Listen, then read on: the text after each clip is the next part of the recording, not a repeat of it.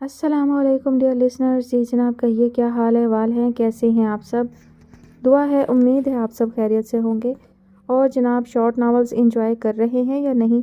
Comment section میں اپنی رائے تو دیا کریں نا۔ میں آپ سب سے بار بار یہ بات کہتی ہوں کہ ناول جو بھی آپ سنتے ہیں اس کے حوالے سے اپنی ذاتی رائے کا بھی اظہار کیا کریں۔ جیسے میں کہانی کے آخر میں بتاتی ہوں کہ مجھے کہانی کیسے لگی، کون سی چیزیں، کون سی باتیں جو ہے مجھے اچھی نہیں لگی۔ تو آپ لوگ بھی جو کہانی سنتے ہیں وہ آپ کو اچھی لگی یا نہیں لگی، کم از کم اتنا ہی بتا دیا کریں۔ بے شک تفصیلی ریویو نہ دیں، لیکن یہ ضرور بتا دیا کریں کہ آپ کو کہانی کیسی لگی۔ تو جناب اب میں آپ کے لیے ایک نیا ناول لے کر آئی ہوں۔ یہ بھی ایک شارٹ ناول ہے، 2 ایپیسوڈ ہوں گی اس کی، زیادہ سے زیادہ ہو سکتا ہے کہ 3 ہو جائیں، لیکن زیادہ امید یہی ہے کہ 2 ایپیسوڈ ہوں گی۔ تو بڑھتے ہیں ناول کی جانب۔ ناول کا نام ہے میری تیری ایک مرضی، مصنفہ ہے آسیہ رزاقی، قسط نمبر 1۔ اب تو لوگوں کے لیے جو ہے بس سمدھیانا ہے۔ ارے بابا، پڑوسیوں کو بھلا دیتے ہیں لوگ۔ کب بھلا دیتے ہیں اماں؟ ابھی کل اس ہاتھ والے پڑوسیوں کی سائمہ آپ کی خیریت پوچھنے آئی تھی۔ یہ الگ بات کے جاتے ہوئے کیاری سے پودینہ نوچ کر لے گئی۔ اور بائیں ہاتھ والی رحمہ ہلدی لہسن مانگنے آئی تھی۔ پرسوں اپنا نومی ہمارا نواڑی پلنگ لے گیا تھا کسی معزز مہمان کے لیے، اور وہ چپ کرو، اماں نے اسے بیچ میں ٹوک دیا۔ میرا مطلب ہے کہ رجب کے کنڈے آئے گزر گئے، کسی کو پڑوس یاد نہ آیا۔ ممشی ممتاز کے گھر ان کی 5 بیٹیوں کی سسرالیں، چھٹی بیٹی کی متوقع سسرال، اللہ بھلا کرے بہو کا میکہ، بڑی بیٹی کا ہونے والا سمدھیانا۔ نہ تھا تو کوئی پڑوسی جو ہر آڑے وقت میں کام آنے والا ہے۔ اور بخاری صاحب کے گھر سسرالیں، سمدھیانے۔ ایک وقت تھا پڑوسیوں سے گھر بھر جاتا تھا۔ بھئی رشتہ دار تو سب دور دور، کوئی کہیں تو کوئی کہاں۔ ہر دم پڑوسیوں کا ساتھ ہوتا ہے، دکھ سکھ کے شریک تو پڑوسی ہوتے ہیں، نہ کہ سمدھیانے۔ اب دیکھو، بخاری صاحب کے بیٹے کے ولیمے میں بلاتے ہیں کہ سمدھیانوں پر ہی گزارا کریں گے۔ بارات میں تو محدود تعداد کا بہانہ تھا، لگتا ہے ولیمے میں بھی ہری جھنڈی۔ اماں کو پڑوس سے بڑی توقعات تھیں اور بڑے تفصیلی شکوے۔ اسی لیے تو کہتا ہوں آپ بھی جلد سے جلد بہویں لانے کی کریں، ہمارے گھر پر بھی سمدھیانوں کا راج ہو، ہم بھی گردن اکڑا کر لوگوں کو ہری جھنڈی لال جھنڈی دکھانے کی پوزیشن میں آئیں۔ ہمایوں بڑے انہماک سے پھٹی پتنگوں کی مرمت میں لگا ہوا تھا، مگر اماں کی باتیں بغور سن کر جواب بھی اسی تفصیل سے دیتا جا رہا تھا۔ لو اور سنو، گردن اکڑانے کی بھی ایک ہی رہی، کوئی ہم وزیر وزراء کے گھر رشتے جوڑیں گے۔ اچھا نہ صحیح وزیر وزراء، فقیر فقراء ہی صحیح، وہ جو کئی برسوں سے بھائی کے نام بیٹھی ہے، بابر کی مالا جپ رہی ہے، اسی کو لے آئیں۔ کچھ تو گھر کی ویرانی دور ہو۔ وہ کن اکھیوں سے بابر کو دیکھ رہا تھا جو اخبار چہرے کے سامنے پھیلائے بیٹھا تھا۔ یقین ہے کان ادھر ہی ہوں گے، مگر بھائی کی بے نیازی کا جواب نہیں۔ کیا انداز شاہانہ ہے، سنیں گے سب کی، بولیں گے کچھ نہیں۔ ہیں اللہ نہ کرے گھر کیوں ویران ہوتا۔ اماں دہل کر بولی، بندے کا منہ اچھا نہ ہو بات تو اچھی کرے۔ منہ بہت اچھا ہے، لوگ تعریفیں کرتے نہیں تھکتے، فخریہ انداز میں کہہ کر پھر باہر کی طرف دیکھا۔ ہماری اماں میں بس ایک یہ خوبی ہے، ضروری بات گول کر کے غیر ضروری کا چرچا۔ لگتا ہے ہمارے ملک کے کرتا دھرتا اماں سے پوچھ کر پالیسیاں بناتے ہیں۔ بھائی اب تو کچھ بولو، میں ہی بولتا رہوں؟ اب تو عالمی بیداری کا زمانہ ہے، کتے بھی، میرا مطلب ہے، بھونکتے ہیں تو جب بھوک لگے۔ فضول باتیں بند کرو اور باہر جا کر دیکھو تمہارے ابا کہاں جا کر بیٹھ گئے ہیں۔ گھنٹہ بھر پہلے سبزی لینے گئے تھے، کب سودا آئے گا، کب کھانا پکے گا۔ بھوک کی برداشت تم لوگوں میں نہیں۔ لو، کتے کی ذکر پر اماں کو ہماری بھوک یاد آ گئی۔ اب یہ رہ گئی ہے ہماری اوقات، اب ابا کو دکان تلاش کرتا پھروں، پتہ نہیں کہاں گئے ہوں گے۔ انہوں نے بھی برسوں تم لوگوں کو گلیوں میدانوں میں تلاش کیا ہے۔ ہاتھ کب آتے تھے تم؟ کوئی کرکٹ کھیلنے گیا ہے تو دوسرا ہاکی، تیسرا لڑائی جھگڑے میں پیش اور چوتھا ہائے وہ تو معصوم فرشتہ ہے ابھی تک۔ مامتا سے چور لہجے میں اماں بولیں، پھر یاد آیا تو چونک گئی۔ اب جاتا ہے بابا کو تلاش کرنے کی دوں ایک جوتی۔ جاتا ہوں، اشتہار تو بنا لوں۔ جارحانہ کارروائی میں اماں کو ذرا بھی جھجک نہیں ہوتی، جوان جہان بیٹوں کو جوتی کی مار مارتی ہیں۔ اچھا اشتہار کچھ یوں ہوگا، ضرورت ہے ایک پاریش بزرگ کی جن کے ہاتھ میں سبزی سے بھرا ایک شاپر ہو، بلکہ اس میں 1 عدد مرغی بکرے کا گوشت بھی ہو तो आज के दिन कौरमा और मतंजन खाने की ख्वाहिश पूरी हो जाए। धड़ से पीठ पर थप्पड़ पड़ा था। वो आए करके मुड़ा। अम्मा जान खा जाने वाली नज़रों से घूर रही थी। बदबख्त नदीदा फ़कीर ना हो तो। बाप का मजाक उड़ाता है। अरे क्या कभी कौरमा नहीं खाया, गोश्त नहीं खाया? बातें बनवा लो जितनी चाहे, काम के नाम पर सिफर। हाय मुझ पर ही क्या मेहरबानी है, हर काम मैं करूं। ये जहानू और शाबे आखिर किस मर्ज़ की दवा है? अरे होते तो उन्हें ही भेजती, नहीं है घर में, इसीलिए तेरी खुशामद कर रही हूँ। हाँ जी, वो लाडले ठहरे, उनसे कभी नहीं पूछती कि कहाँ वक्त गुजार कर आए हो। मेरी निगरानी ऐसे होती है जैसे किसी दोशीज़ा की। कहाँ गए थे, किससे मिलकर आए हो, फ़ोन पर कौन थी?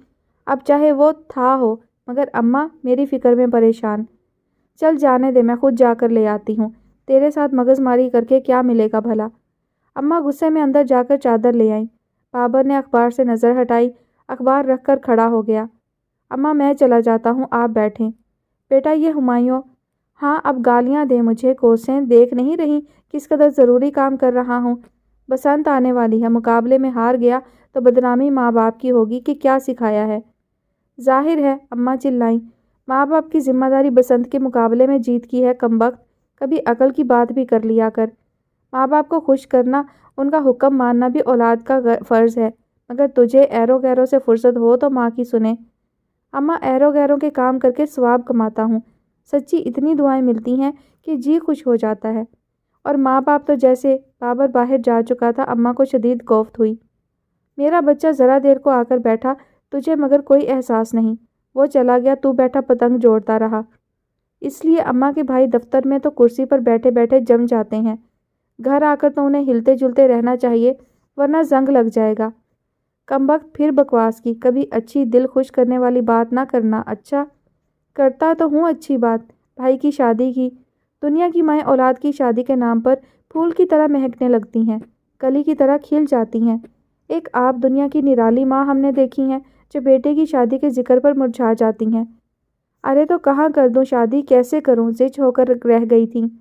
क्यों, अब तो भाई कमा रहे हैं और हम चारों के लिए आपने हमारे बचपन से ही दुल्हनों के लिए कुछ ना कुछ जोड़ कर रखा होगा।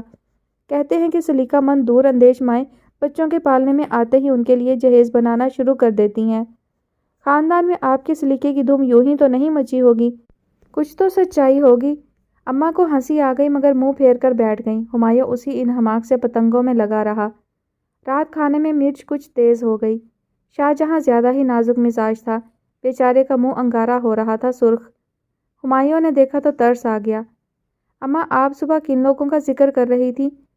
कुंडे जहाँ हुए थे, बचा कुचा हलवा होगा, मांग लाऊं? अम्मा ने माथा पीटा, ये ज़रूर सारे में मुझे बदनाम करके रहेगा, किधर से फ़कीर पैदा हो गया। फ़कीर? ये जो हर रोज़ आस पास वाले हमारे यहाँ चीज़ें मांगने आते हैं, फ़कीर हैं? लो मुझे क्या पता था, मैं तो बड़ी इज्जत से पेश आता हूँ, कभी नहीं कहा कि बाबा माफ़ करो। भाई कुंडों का हलवा घर से बाहर नहीं भेजा जाता, जहांगीर की बहुत मालूमात थी। तो जाकर खा आते हैं। चल शाहजे तुम भी चलो। जहानू, जहांगीर को भी दावत दी। मैं कहती हूँ इस लड़के के दिमाग का इलाज करवाएं, लुटिया डबोएगा ख़ानदान की। अम्मा के तलवे से लगी सर पे बुझी। यूं तो सर से लगी तलवे पे बुझती है, मगर अम्मा का लहजा आतशी था। भाई तुम्हें शौक है तो घर पर बना लेते हैं, सूजी ले आता हूँ मैं, जहांगीर ने मशवरा दिया। क्यों बना लेते हैं, उनके घर का क्यों ना खाएं, मज़ेदार बना बनाया। तुम तो लई बना कर रख दोगे। चलो बहस ख़त्म करो, अब्बा ने फ़ैसला किया। कोई गुड़ का टुकड़ा हो तो ले आओ। गुड़? हुमायूं उछल कर खड़ा हो गया। सुबह नौमी लोगों के गांव वाले चचा आते नजर आए थे। एक बोरी साथ थी, यकीनन गुड़ लाए होंगे मेवे वाला। चलो शाहजे जहानू चलते हैं। मगर शाहजहां की अना थी और जहांगीर छोटे भाई के इनकार के बाद हुमायूं की दावत पर इकरार कैसे करता। मैं तो खाकर आऊँगा, पड़ोस का कोई फ़ायदा भी होना चाहिए। उसने बाहर निकलने में देर ना की। अम्मा अब्बा को पड़ोसियों की बेमुरवती बेगानगी के किस्से सुनाने लगीं, मोहल्ले वालों को नज़रअंदाज करना, समध्यानों की फ़ौजें वगैरह। हुमायूं ने सामने के दरवाजे पर दस्तक दी। दरवाज़ा खुलते ही दंदनाता हुआ दादी को पुकारता उनके कमरे में घुस गया। फ़ायज़ा दरवाजे के पास खड़ी हैरान रह गई। मुड़कर देखा तक नहीं बदतमीज़ ने कि किसने दरवाज़ा खोला है। बंदा कुछ रुकता है, पूछता है, मगर ना जी। हुमायूं बंदे को किसी से गर्ज ना होती। लड़कियों से बात करना तो यूं भी वो कसरे शान समझता। दादी खाना खाने के बाद गुड़ की डली मुंह में लिए बैठी थी। کچھ بول نہ سکیں، اشارے سے اسے بیٹھنے کا کہا۔ ہمایوں کرسی پر ڈٹ گیا، پھر وہ دادی کو محلے والوں کی بے مہری کے قصے سنانے لگا۔ کس طرح رجب کے کنڈوں کا کنڈا ہوا کہ کسی پڑوسی کو پوچھا تک نہیں۔ ابھی دنیا کی بے ثباتی پر لیکچر باقی تھا کہ نومی آ گیا۔ بڑے جوش سے گلے ملا، جیسے ابھی عید کا چاند دیکھ کر آیا ہو۔ یار نومی، دادی کو آخر کون سی بیماری ہو گئی ہے کہ کچھ بول نہیں سکتی؟ کسی اچھے ڈاکٹر کو دکھانا تھا۔ علاج کا حکم اللہ تعالیٰ نے دیا ہے، بڑھاپے کی بیماری کو معمولی نہیں سمجھنا چاہیے۔ نومی ہنسا۔ بولیں کیسے؟ منہ میں گڑ کی ڈلی ہے، بیماری نہیں ہے۔ گڑ کی ڈلی؟ اوہو، میں سوچ رہا تھا کہ کروڑ پتی سٹور سے میوے والا گڑ لے آؤں، ابا کو بہت پسند ہے۔ مگر یار بے ایمانی اس قدر بڑھ گئی ہے کہ کروڑ پتی سٹور کے گڑ میں میوے سے زیادہ کیڑے بھرے تھے۔ گڑ میں کیڑے نہیں تو کیا ہاتھی ملیں گے؟ فائزہ نے پیچھے سے حملہ کیا۔ بھائی یہ پہلے لکھ پتی تھا، اسی طرح کروڑ پتی بنا ہے، نومی نے انکشاف کیا۔ ہر کیڑے کی الگ قیمت ہے۔ اچھا دادی کی ڈلی گھلنے میں کچھ دیر ہے، میں چلتا ہوں۔ ایسے کیوں؟ ابھی گڑ لاتا ہوں آپ کے لیے۔ نومی نے چھلانگ لگائی اور چند لمحے کے بعد ایک لفافے میں گڑ لایا۔ ہائے کیا سارا اٹھا لایا؟ ہمایوں نے تکلف برتا۔ نہیں، پوری بوری ہے گڑ کی، اس میں سے 10 ایسے لفافے بھر کر رکھے ہیں یاروں کے لیے۔ یار بری بات ہے، آنٹی ناراض ہوں گی۔ کیسے؟ انہیں کیا خبر، یہ تو پار کیے ہیں میں نے، امی کو بتا کر اور کر لوں گا۔ دادی کا گڑ اب ختم ہو گیا تھا، انہوں نے ہمایوں کو روکا، نومی کو پانی لانے کا کہہ کر ٹالا، پھر تکیے کے نیچے سے ایک ڈلی نکال کر ہمایوں کو دی۔ لے کھا لے، مزے کا ہے، میوے اور اصلی گھی کا۔ ہمایوں نے ڈلی لے لی مگر منہ بنا کر ناز سے بولا، دادی اتنا سا؟ آپ مجھے نظر گزر کا دے رہی ہیں؟ دادی پوپلے منہ سے مسکرائیں۔ ارے نہیں، تیرے لیے ہی رکھا تھا میں نے۔ پھر بھی میں اتنا سا لے کر کیا کروں؟ میرے بھی چھوٹے بھائی ہیں، کیا سوچیں گے وہ کہ میں کتنا خود غرض ہوں؟ نومی کا لفافہ پینٹ کی جیب میں مزید نیچے کیا۔ دادی ہائے ہائے کرتی اٹھی، گھٹنے جو رہ گئے تھے ان کے۔ الماری سے گڑ کی تھیلی نکالی اور ہمایوں کے ہاتھ میں دے دی۔ نہیں دادی، اپنا والا سارا تو نہ دیں، ہمایوں ہچکچایا۔ رکھ لے، اماں کو دے دینا، چاول بنا لے گی، اور دیکھ ایک پلیٹ میرے لیے بھیجنا۔ دونوں جیبیں پھولی ہوئی تھی۔ ذہن میں آیا تو فائزہ کچن سے نکل رہی تھی۔ کمرے سے اس کی امی کی آواز ابھری، ایک کام بتاؤ تو 10 گھنٹے لگائے گی، فائزہ کوئی کام تو وقت پر کر لیا کر۔ موسم کیسا چل رہا ہے آج کل؟ ہمایوں نے کنکھیوں سے فائزہ کو دیکھ کر نومی سے پوچھا۔ ڈٹائی کا، نومی نے کہا، ابر یا بارش کا امکان نہیں۔ کبھی کبھار اپنے گھر میں بھی انٹری دے دینی چاہیے، ہر وقت دوسروں کے گھروں میں تاکہ جھانکی جاسوسی اچھی بات نہیں۔ فائزہ رک کر ہمایوں سے مخاطب ہوئی۔ اللہ گواہ ہے جاسوسی کی ضرورت ہی نہیں، دشمن کے کان بہرے، ہم سن لیتے ہیں۔ ہمایوں نے نومی کو کوہنی ماری۔ بہت تعریفیں ہو رہی ہیں، تم سن رہے ہو؟ فائزہ نے نومی کو دھکا دیا اور تنتناتی ہوئی کمرے میں جا گھسی۔ دونوں جیبیں ابا کے سامنے خالی کر دیں۔ جہانگیر نے سب سے پہلے ہلہ بولا، مگر اماں نے پیچھے سے تھپڑ مار کر گڑ اس کے ہاتھ سے گرایا۔ کم بختو، ندیدے جہان بھر کے مانگے تانگے کی چیزوں پر نیت خراب کرتے ہو، شرم نہیں آتی؟ سچ اماں، تانگے پر ہرگز نہیں گیا، پاؤں پاؤں گیا تھا، مانگا نہیں تھا، قسم سے تحفہ ملا ہے۔ دادی نے کہا ہے میٹھے چاول پکا کر انہیں بھی بھیجنا۔ اماں بیٹوں کو برا بھلا کہتی چلی گئیں۔ اب سب کے منہ میں ایک ایک ڈلی تھی، ابا سمیت۔ بیٹا صبر اور قناعت سب سے بڑی دولت ہے، اور تم میں صبر نام کی کوئی چیز نہیں۔ کل حئیث صاحب خود ہی یہ تحفہ بھیج دیتے تو تمہیں آج اماں کی باتیں سننے کو نہ ملتی۔ انسان ہلکا ہو جاتا ہے خود اپنی نظر میں کمتر۔ ابا نرم لہجے میں نصیحت کرتے تھے۔ ہمایوں بھی شرمندہ ہو گیا۔ بڑی پھپھو کے بیٹے کی شادی تھی، اماں تو کئی دن پہلے ہی وہاں جا کر انتظام ہاتھ میں لے کر مصروف ہو گئیں۔ چاروں بھائی باری باری حاضری لگا آتے، بابر سب سے کم جاتا۔ ہمایوں کی کوشش ہوتی کہ وہ جانے سے پہلے نومی کے گھر ضرور چکر لگائے۔ خوب بن سنور کر جاتا تھا، اس لیے اپنا روپ دکھانے کا بڑا شوق تھا۔ شاید فائزہ کچھ مرعوب ہو کر نرم پڑ جائے، مگر اس کی گردن میں تو سریا فٹ تھا، اکڑی رہتی۔ دادی نے بھی ایک دن کہہ دیا، بیٹا اس طرح بن سنور کر نہ جایا کر، نظر لگ جاتی ہے، چل ادھر میں تیری نظر اتار دوں۔ پھر ادھر سے گزرتی فائزہ کو آواز دے کر 7 ثابت مرچ لانے کا آرڈر دیا۔ فائزہ مرچیں لائی، ہمایوں کو خوشبو میں نہایا دیکھا، سمجھ گئی، مرچیں پھینک کر باہر نکل گئی۔ دادی بڑبڑاتی رہیں، اس لڑکی کا تو دماغ ہی نہیں ملتا، بتاؤ مرچیں پھینک گئی۔ ہمایوں نے مرچیں اٹھائیں، ایک ایک چن کر دادی کے حوالے کی، پھر نظر اتروا کر ہی باہر نکلا۔ اس پر جی جلانے والی مسکراہٹ، فائزہ کو پتنگے لگ گئے۔ آ جاتے ہیں، حسین پری چہرہ آدم بو کرتے ہوئے۔ چولہے میں جھونک دوں گی مرچوں کی جگہ۔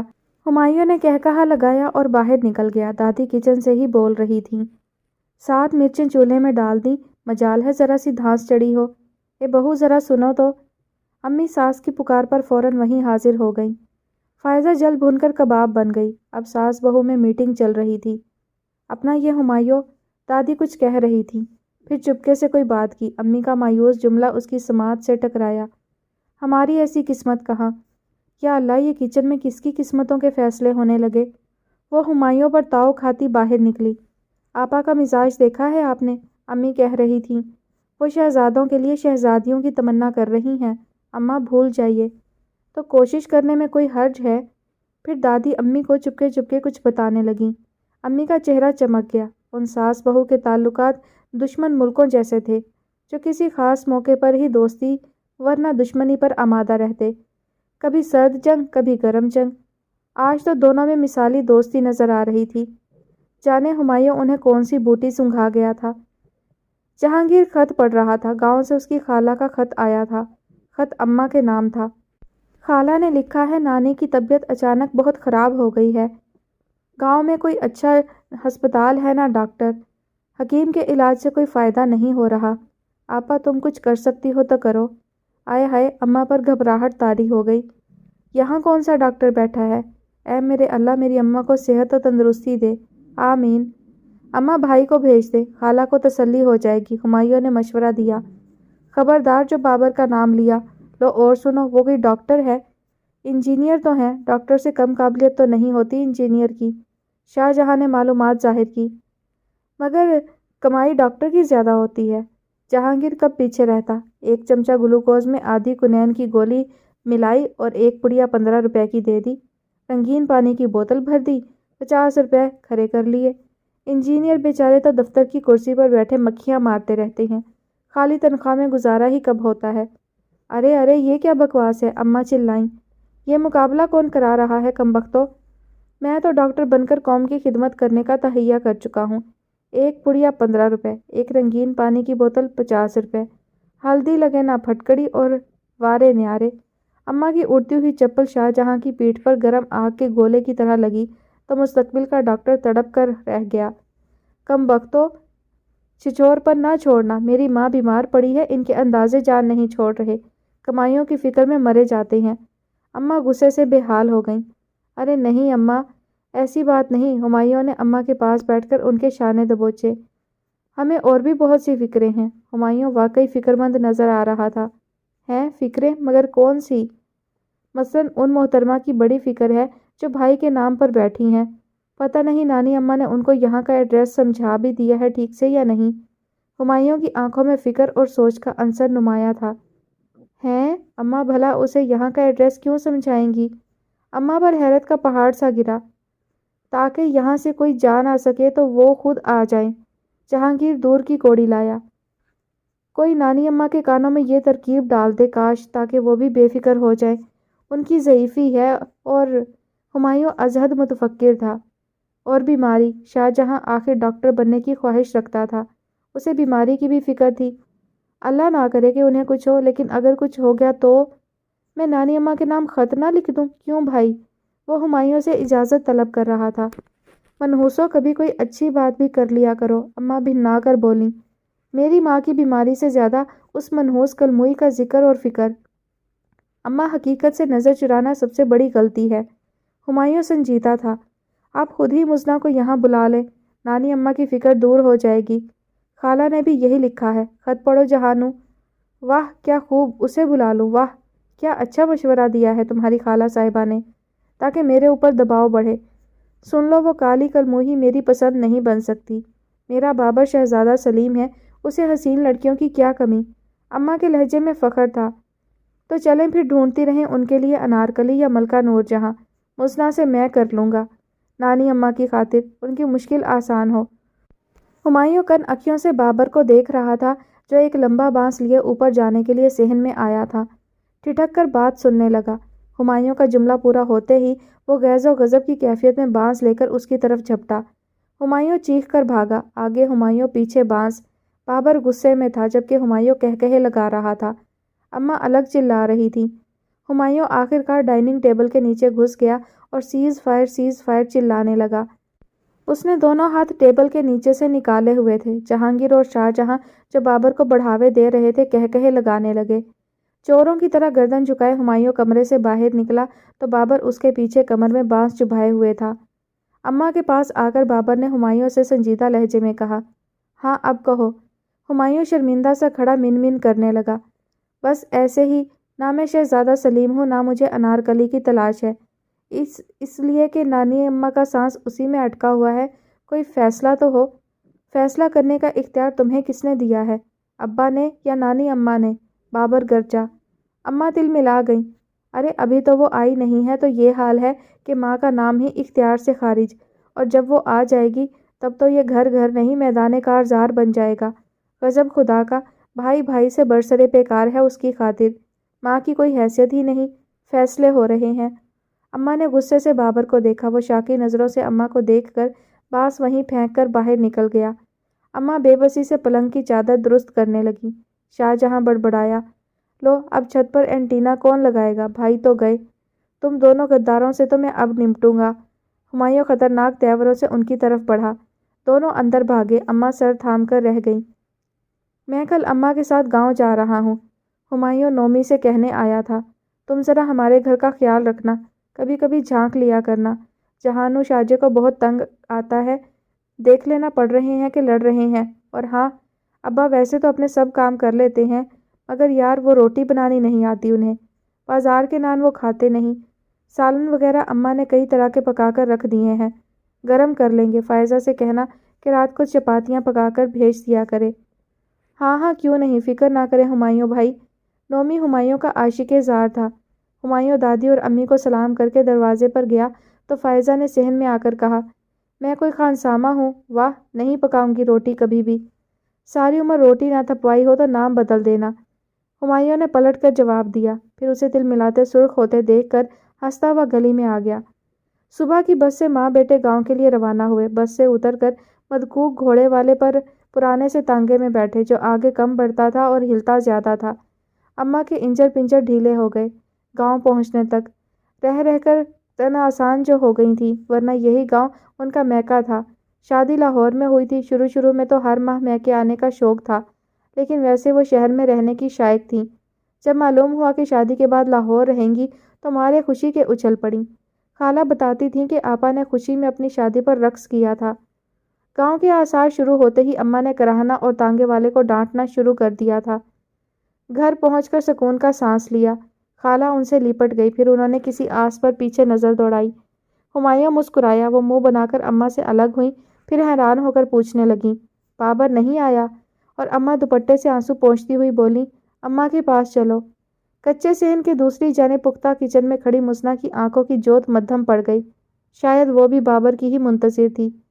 بیچارہ ہمایوں اپنے اس مایوسانہ استقبال پر سٹپٹا گیا۔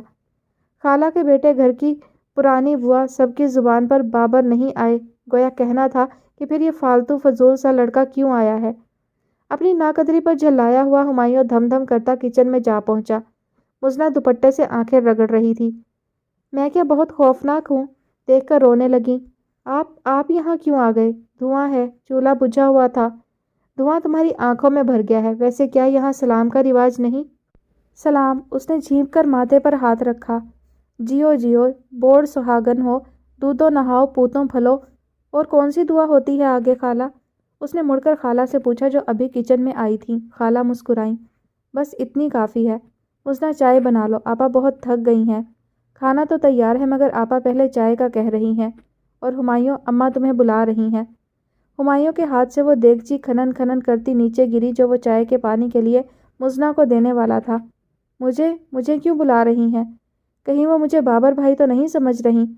اس کی آنکھیں کچھ زیادہ ہی پھیل گئیں۔ خالہ انہیں سمجھائیں، بابر بھائی تو مجھے پھاڑ کھائیں گے، میری زندگی اتنی فالتو نہیں ہے۔ چل مسخرے، خالہ ہنسی، مجھے تیری سب باتوں اور شرارتوں کا پتہ ہے۔ یعنی کہ ذکر میرا مجھ سے پہلے اس محفل میں؟ ہاں تو بابر جب بھی آتا ہے زیادہ قصے تمہارے سناتا ہے۔ ہمایوں سر پر ہاتھ رکھ کر زمین پر بیٹھتا چلا گیا۔ پھر اس نے پھپھو کر کے حلق سے سانس خارج کی۔ بابر آتا ہے؟ وہ اسی جملے پر اٹک گیا تھا۔ تمہیں نہیں پتا؟ خالہ حیران ہو گئی۔ ہر 2 مہینے کے بعد آتا ہے۔ اچھا بچو جی، سمجھ لوں گا۔ دوروں کے بہانے۔ اماں نانی سے لپٹی ہوئی تھیں۔ نانی نے ہمایوں کو دیکھتے ہی بے مثال پھرتی سے اماں کا بازو ہٹایا اور اپنے سوکھے بازو اس کی طرف پھیلا دیے۔ ہمایوں دنگ رہ گیا، پھر ان کے بازوؤں میں سما گیا۔ لبے مرگ نانی کے لبوں پر اس کے لیے جو خوش قسمتی، زندگی، عمر اور ترقی کی دعائیں تھیں، ان کو سن کر وہ بے ہوش ہونے لگا۔ ارے کہیں یہ میری قربانی تو نہیں دی جا رہی؟ مار ڈالے گا شہزادہ سلیم مجھے۔ میں شیر افغن نہیں بن سکتا، باپ رے۔ اب نانی اس کے سلیقے سے جمائے بالوں کو بگاڑنے کے در پہ تھی۔ تیرا یہ والا بیٹا تو مجھے سب سے پیارا لگتا ہے۔ ان کے منہ سے یہ الفاظ اس کے حواس پر بم کی طرح گرے۔ وہ ان کے بازو ہٹا کر تیزی سے باہر نکلا۔ خالہ اور مزنہ کو پکارنے سے پہلے اس کی حیران نظروں نے دروازے سے چند باریش حضرات کو اندر آتے اور خالہ کے ساتھ نانی کے کمرے میں جاتے دیکھا۔ وہ مزنہ کی جانب مڑا، جو کچن کے دروازے پر ایستادہ تھی۔ اے لڑکی سنو، بڑے روکھے لہجے میں پکارا۔ اگر مجھ سے کسی قربانی کی درخواست کی گئی تو یاد رکھنا، سر پر پیر رکھ کر بھاگ جاؤں گا۔ مجھ سے مروت کی امید نہ رکھنا۔ مزنہ مسکرائی اور کچن میں گڑاب ہو گئی۔ وہ سر اور گدی سے ہلاتا وہیں کھڑا رہ گیا۔ نہ جانے یہ مولوی لوگ اندر کیا سازش کر رہے ہوں گے۔ اور جب خالہ نے اسے بلایا تو وہ اچھل پڑا۔ پھر اسے یاد آیا، میں مرد ہوں، ڈرنے کی کیا بات ہے، اور بلا جھجک اندر پہنچا۔ خیر گزری ان میں ایک خالو صاحب تھے، دوسرے حکیم صاحب، تیسرے کسی عجیب پیچیدہ رشتے سے نانا ہوتے تھے۔ خطرہ ٹلا۔ کھانا بے حد لذیذ تھا۔ وہ سب فکر بھلا کر ذوق و شوق سے مصروف ہو گیا۔ مزنہ جاؤ بیٹا، تم نہا لو، کپڑے میں نے پلنگ پر رکھ دیے ہیں۔ ہمایوں تم بھی کپڑے بدل لو، خالہ کہہ رہی تھی۔ ہمایوں نے لاپرواہی سے اپنے کپڑوں پر نظر ڈالی۔ ٹھیک ہی ہیں، یہاں کون ہے دیکھنے والا؟ پھر بھی سفر میں استری خراب ہو جاتی ہے، خالہ دبی زبان سے بولیں۔ اسی وقت اندر کمرے سے اماں کی آواز آئی۔ اماں آپ کمال کرتی ہیں، میں یہاں اس لیے تو نہیں آئی تھی، نہ میرا میاں موجود۔ ارے کیا ہتھیلی پر سرسوں؟ ہمایوں کے کان کھڑے ہوئے۔ خالہ کو دیکھا، وہ نظر چرا گئیں۔ خالہ یہ اماں کیا کہہ رہی ہیں؟ وہ کچھ نہیں، دراصل آج ہم نے مزنہ کے نکاح کے لیے۔ ہمایوں کھانے کا ذائقہ بھول بھال کر کھڑا ہو گیا۔ تم کھانا تو کھا لو اچھی طرح۔ خالہ پریشان ہو گئی، مگر اس سے اب نہ بیٹھا جا رہا تھا نہ کھڑا ہوا جا رہا تھا۔ وہ صحن میں چکر لگانے لگا۔ سینکڑوں فلموں اور ڈراموں و ناولوں کے سین یاد آ رہے تھے، جب کسی لبے مرگ عزیز کی فرمائش اور خواہش پر کسی کو پکڑ کر نکاح کے لیے حاضر کر دیا جاتا ہے۔ وہ خونخوار نظروں سے اس بند کمرے کو گھورتا جا رہا تھا جہاں مزنہ بند ہو گئی تھی۔ پھر دیکھتے ہی دیکھتے صحن زرق برق لباس والی لڑکیوں سے بھرنے لگا۔ یہ اتنے چمکیلے کپڑے کیوں پہنے ہیں تم لوگوں نے؟ اس نے ایک لڑکی سے پوچھ ہی لیا۔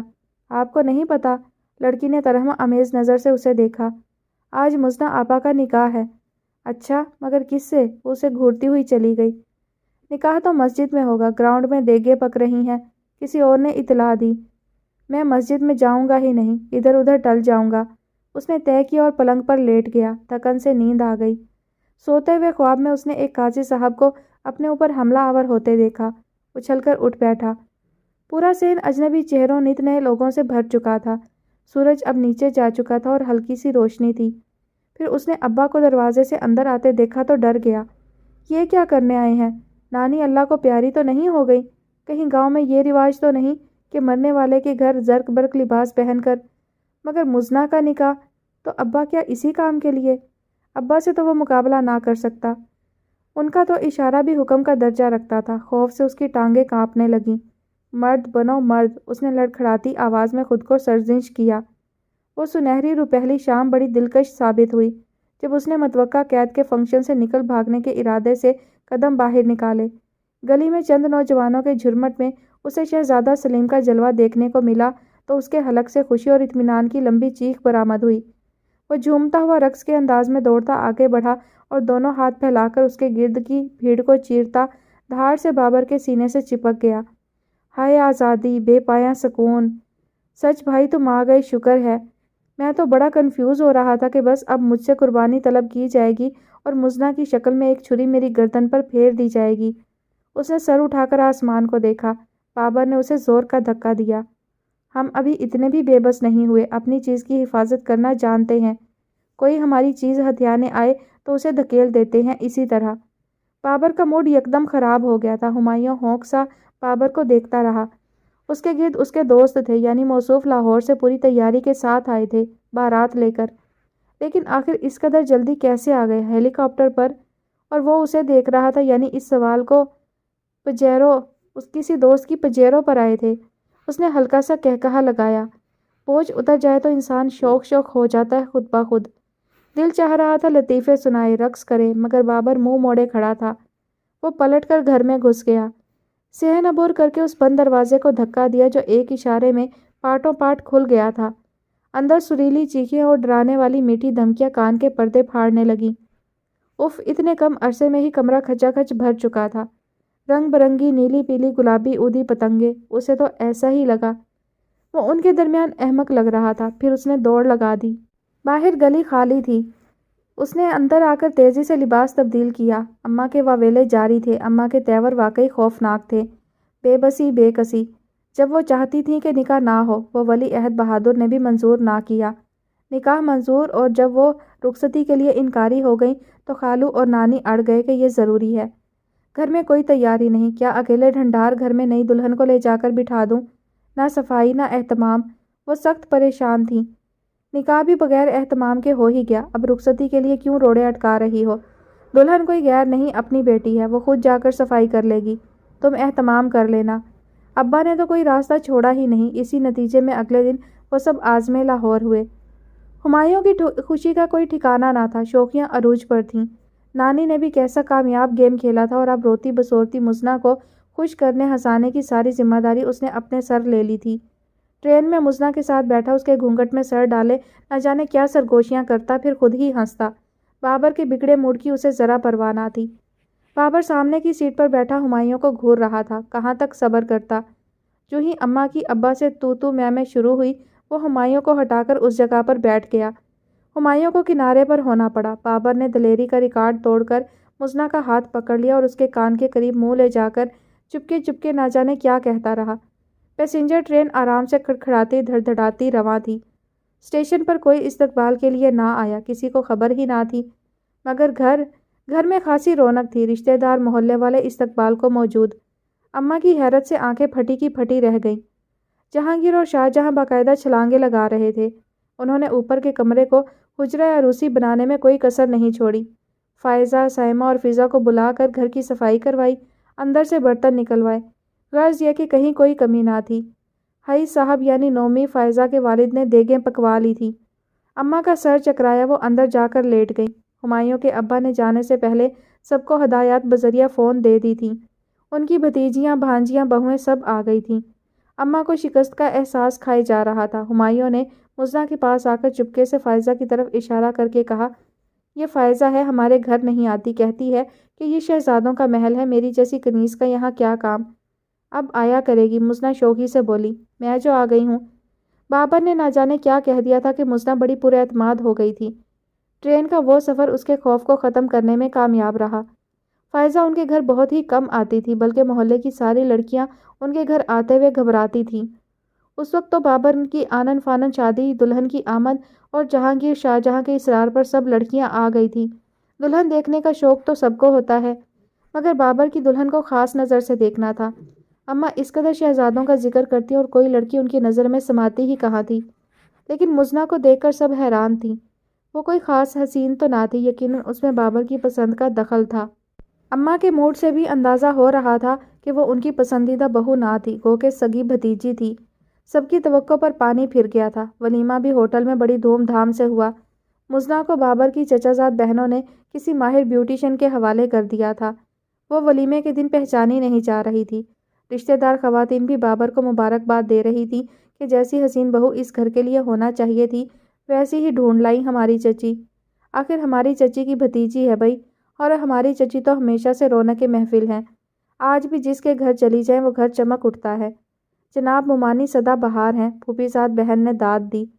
اماں تعریف سن کر خوش تھیں، مگر انہیں اپنے شوہر پر غصہ بھی آ رہا تھا۔ چپکے نہ جانے کہاں سے کس طرح بہو کے لباس اور زیورات کا انتظام کر لیا تھا انہوں نے۔ دراصل ولیمہ بھی اسی لیے ایک ہفتے بعد کا رکھا گیا تھا تاکہ سب تیاری مکمل ہو جائے۔ بابر کی چچا زاد، پھوپھی زاد بہنیں بہت کارآمد ثابت ہوئیں۔ اماں نے جواب طلبی کی تو ابا نے کہہ دیا، میرے بیٹے کی شادی کیا روکھی پھیکی ہوتی؟ اس کی خوشی کی خاطر اب تم بھی خود کو بدل لو اور بہو تمہاری بھتیجی ہے، اسے بیٹی سمجھو۔ بابر کی خاطر ناراضگی ختم کر دو، سب خوش ہیں۔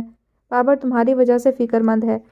اپنے بچوں کی خوشی کا احساس ہم نہیں کریں گے تو دوسروں کو کیا پرواہ۔ ابا کہا کرتے تھے میرے بیٹے بہت لائق سعادت مند ہیں، مگر ان کے لہجے میں نیاز مندی اور خدا کے لیے احسان مندی، شکر گزاری کا تاثر ہوتا۔ اماں فخریہ بیٹوں کے اوصاف بیان کرتی، لیکن یہاں ان کو ایک دھچکا سا لگا۔ بابر سے انہیں یہ امید نہ تھی کہ وہ ان کی مرضی کے خلاف کوئی کام کر سکے گا، وہ بھی شادی جیسا اہم فعل۔ ان کے خفگی کے انداز دیکھ کر بابر تو متفکر تھا ہی، مزنہ خاصی خوف زدہ رہتی۔ ہمایوں کے دلاسے، چھوٹے دیوروں کا ہنسی مذاق، بابر کی یقین دہانی، سب ایک طرف اور پھپھو کی ناراضگی ایک طرف۔ پہلے دن صبح وہ نیچے آئی۔ بابر نے کہا تھا یہ پہلے تمہاری پھپھو کا گھر ہے، شرمانے گھبرانے کی کیا ضرورت ہے، جاؤ اماں کو سلام کرو، دعائیں لو۔ وہ بڑے اعتماد کے ساتھ آئی تھی۔ ہمایوں دیکھتے ہی لپکتا آیا، اماں کے پاس لے گیا۔ اماں یہ بھابھی دلہن سلام کرنے آئی ہیں۔ اچھا، اماں نے بے تاثر لہجے میں کہہ کر رخ موڑ لیا اور تکیے کے نیچے سے بٹوا نکالا۔ اس میں سونف چھالیاں تھی۔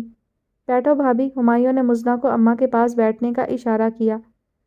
ابھی اماں بٹوے سے اشرفیاں برآمد کریں گی، منہ دکھائی سلامی وغیرہ کے لیے۔ دیکھو تمہیں کیا کچھ ملتا ہے، میری دلہن کے لیے تو کچھ بچے گا نہیں، یقین ہے۔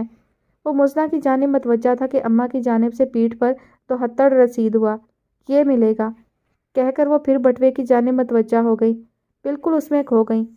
ہمایوں اشارے سے مزنہ کو اٹھا لے گیا۔ گھر میں چچا زاد بہنیں موجود تھیں، ناشتہ تیار تھا، ہنسی خوشی سب مصروف ہو گئے۔ مزنہ کی بھوک بالکل اڑ گئی۔ پھپھو کا رویہ دل شکن تھا، اس کی پلکیں بھیگ گئی۔ بعد میں بھی پھپھو نے سرد مہری اور بیزاری کا اظہار کیا، اسے کوئی کام نہ کرنے دیتی۔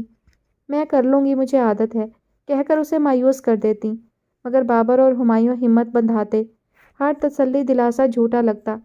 پھر بابر کی خالہ اسے لینے آ گئی، وہ بابر سے ناراض تھیں۔ اماں مزنہ کو بہت یاد کر رہی ہیں، تم سے اتنا نہ ہوا کہ اسے اماں سے ملوانے لے آتے، اماں نے اسے پالا ہے، انہیں اتنی فکر رہتی ہے۔ خالہ بابر سے شکوہ کرنے لگیں۔ فکر کی کیا بات ہے، اماں ناراض ہو گئیں۔ اللہ نہ کرے یہاں اس پر ظلم تو نہیں ہو رہے، اور بھئی جب بیاہ دیا تو پھر یاد کرنے کا کیا مطلب، جب بابر کو چھٹی ہوگی تو لے جائے گا۔ آپا آپ کی کوئی بیٹی نہیں ہے، اس لیے آپ کو اس کا اندازہ نہیں کہ بیٹی کو بیاہنے کے بعد اس سے ملنے کی، اس کی خوشیوں کی تڑپ کیسے بڑھ جاتی ہے۔ تو کیا وہ یہاں خوش نہیں؟ لو یہ نئی خبر ہے، پہلے خود ہی ڈرامہ کر کے مجھے بلایا، ساتھ ہی میرے میاں اور بیٹے کو بلوا لیا، میرے چاند سے بیٹے سے اپنی کالی کلوتی پوتی کو بیاہ دیا، کیسا دباؤ ڈلوایا میرے اوپر، ہائے میں کتنی بے بس تھی۔ آپا چاند میں گرہن بھی لگ جاتا ہے، خالہ ہنس کر بولی۔ سوچ لیں قسمت میں نہ ہوتا تو کیسے سب ممکن ہوتا۔ فرض کریں بھائی صاحب اور بابر نہ پہنچ پاتے تو ہمایوں جو موجود تھا، اماں کو بس پوتی کا گھر بسانا تھا۔ اماں سخت خفا تھیں۔ توبہ توبہ، ہمایوں نے گال پیٹ پیٹ کر سرخ کر لیے۔ دیوار میں چنوانے کا سارا انتظام۔ فائزہ دوستی کے معاملے میں بڑی محتاط تھی، اسکول میں بھی اس کی بس 2-3 لڑکیوں سے ہی دوستی تھی، البتہ محلے کی سب لڑکیاں دوست تھیں۔ اس کی بڑی بہن مائدہ دوستیوں کے معاملے میں بڑی فراخ دل تھی، ان گنت لڑکیاں اس کی دوست تھیں، لیکن امی کو دوستوں کا گھر بلانا یا ان کے گھر جانا پسند نہ تھا، انہیں زمانے پر اعتبار نہ تھا، وہ اصولوں کے معاملے میں خاصی سخت تھیں۔ اسی لیے مائدہ کا غیروں میں رشتہ کر کے انہوں نے تلخ تجربے کے باوجود فائزہ کے لیے بھی چچا کے بیٹے کا رشتہ منظور نہ کیا۔ دراصل بڑے چچا کی بیوی نے اپنے بھائی کے بیٹے کے لیے مائدہ کا رشتہ مانگا تھا۔ یوں تو وہ اچھے لوگ تھے، لیکن عمر کا خاصا فرق تھا۔ حئی صاحب شاید بھائی کی مروت میں راضی ہو بھی جاتے، مگر بیگم حئی نے صاف انکار کیا۔ عمر کا فرق تو تھا ہی، پھر جٹھانی ہمیشہ ان کو روب میں رکھتی رہیں۔ حئی صاحب نے بھائی کے الفاظ دہرائے، دولت بہت ہے، کوئی پریشانی نہیں ہوگی، عیش کرے گی، کم عمر بیوی کی قدر بھی بہت ہوتی ہے۔ دولت کی خاطر میں اپنی بیٹی بڈھے کو نہیں دوں گی، دولت عیش آرام اور خوشیوں کی ضامن نہیں ہوتی، ہمیں لڑکی کا جوڑ دیکھنا ہے۔ صاف انکار سن کر جٹھانی تو آگ بگولا ہو گئیں، بلکہ بڑے بھائی نے بھی برا مانا، نہ صرف حئی صاحب سے قطع تعلق کر لیا بلکہ ہر جگہ ان کا مذاق اڑایا، اور یہ کہ دیکھنا ہے انہیں کون سا شہزادہ ملتا ہے، اعلیٰ و عرفہ داماد۔ اسی دوران چھوٹے چچا نے اپنے ہونہار بیٹے کے لیے فائزہ کا رشتہ مانگا، جو انہی واقعات کی روشنی میں مسترد کر دیا گیا۔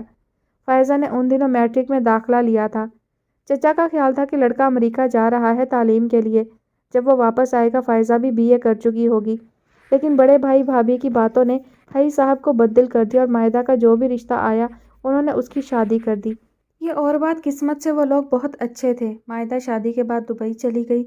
उसका शौहर ना सिर्फ खूबसूरत बल्कि अच्छे ख़ानदान का लड़का था, डॉक्टर था, और मायदा की उसके साथ बहुत अच्छी निभ रही थी। मायदा खुद भी हसीन थी और कदरे लापरवाह, खुश मिजाज और खुश गुफ्तार।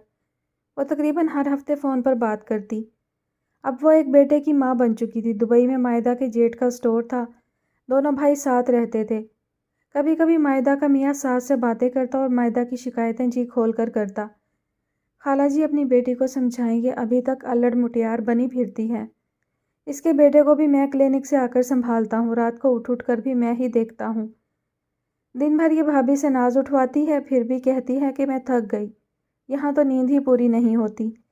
दिन भर वीसीआर पर फिल्में, रात को ड्रामे। घर में एक पाकिस्तानी मुलाजमा भी है जो खाना पकाने से लेकर हर काम करती है, मगर थक ये जाती है आपकी बेटी। पीछे से मायदा की मिनमिन, क्यों बता रहे हैं मेरी हर बात। अम्मी मायदा को खूब डांटती, नसीहत करती। दामाद से भी कहती, बेटा तुम इसकी खिंचाई करो, नहीं तो ये बिल्कुल हड हराम हो जाएगी।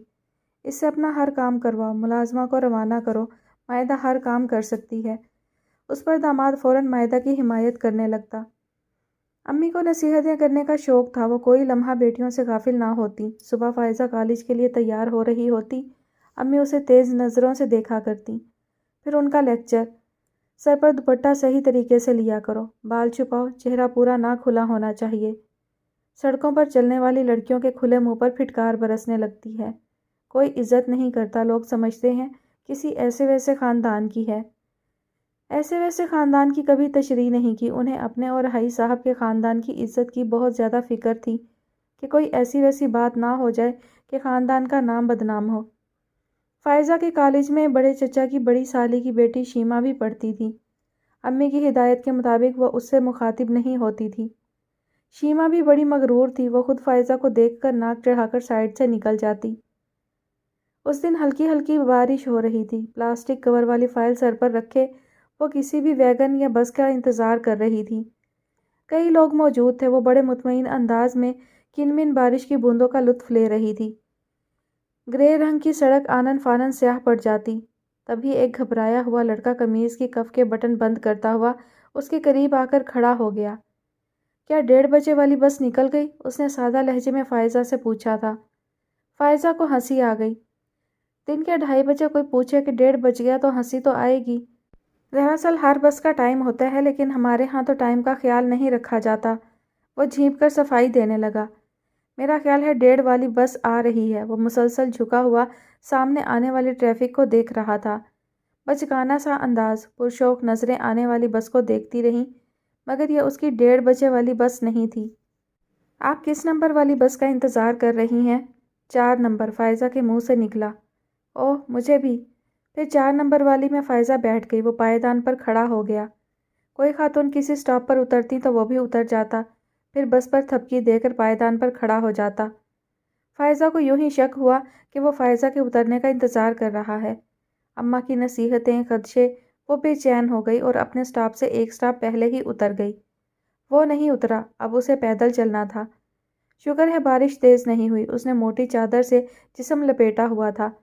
अम्मी की हिदायत याद आ रही थी, रास्ते में किसी लड़के से बात ना करना, उसकी किसी बात का जवाब ना देना, आंचल इधर उधर ना लटकाना।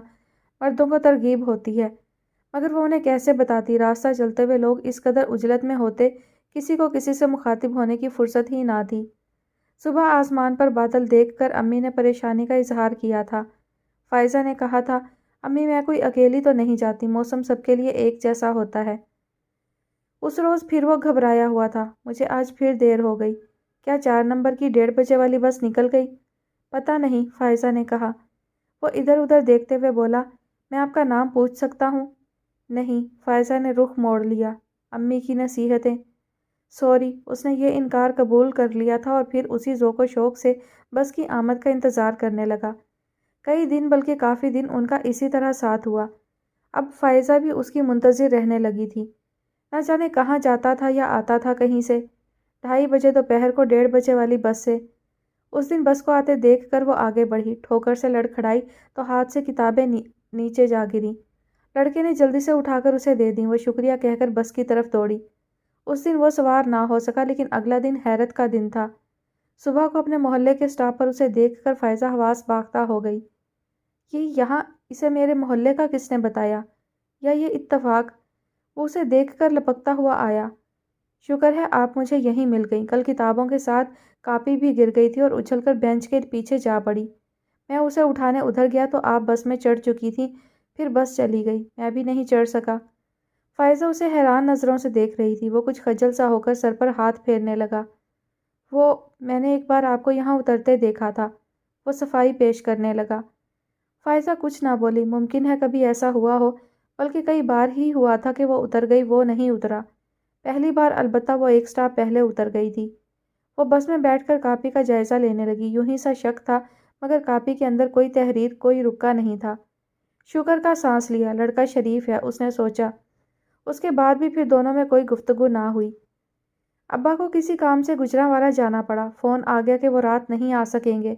रात को दादी की तबीयत अचानक ख़राब हो गई। नोमी घबरा गया। उसने हुमायूं का दरवाज़ा खटखटाया। हुमायूं आंखें मलता बाहर आ गया। दादी का सुनकर वो फ़ौरन टैक्सी ले आया। दादी को एक दरी पर लिटाकर स्ट्रेचर की तरह चारों कोने पकड़कर वो बाहर लाए। फ़ायज़ा को भी मदद करनी पड़ी। दोनों टैक्सी में बैठकर चले गए। हॉस्पिटल से नोमी का फ़ोन आ गया। दादी को सांस की तकलीफ़ थी। हॉस्पिटल में ऑक्सीजन लगा दी गई थी। नोमी सुबह को घर आया। हुमायूं दादी के पास था। उसके घर जाकर बताना था कि वो अब दादी को लेकर ही आ सकेगा। हुमायूं की अम्मा ने सर हिलाने पर इक्तफा किया। नोमी हुमायूं का नाश्ता लेकर फिर चला गया। अब्बा दोपहर को आए तो सुनते ही हॉस्पिटल गए। शाम तक दादी घर आ गई। फिर अब्बा ने हुमायूं का शुक्रिया अदा किया।